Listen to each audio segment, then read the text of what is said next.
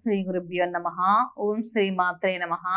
చాలా మంది చనిపోయినప్పుడు దహన సంస్కారాలు చేస్తూ ఉంటారు.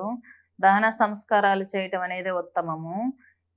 లేకుంటే ఇంట్లో పుట్టిన మొదటి అమ్మాయిని కానీ ఇంట్లో పుట్టిన మొదటి అబ్బాయిని కానీ ఎక్కువగా దహన సంస్కారాలు చేయటంలో ఉద్దేశం ఏంటంటే అటువంటి వ్యక్తుల యొక్క భస్మాన్ని కానీ అటువంటి వ్యక్తుల యొక్క ఎముకలు కానీ ఉపయోగించి అటువంటి శరీరాలను కాల్చకుండా పాతి పెట్టడం ద్వారా అటువంటి శరీరాలను ఉపయోగించి కొంతమంది క్షుద్ర మాంత్రికులు క్షుద్ర ప్రయోగాలు చేస్తారనే ఉద్దేశంతో ఆ శవాలని కాల్చడం అనేది జరుగుతుంది.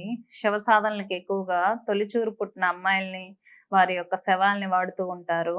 అందువలన మొదటగా పుట్టిన పిల్లల్ని దహన సంస్కారాలు చేయడం అనేది జరుగుతుంది. ఈ విధంగా చేయడం ద్వారా ఆ శరీరానికి ముక్తి కలుగుతుంది.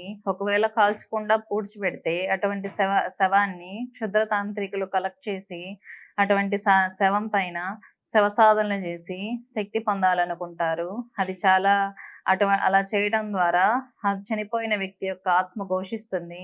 అది శుద్రం కింద వస్తుంది. అలా చేయడం చాలా తప్పు.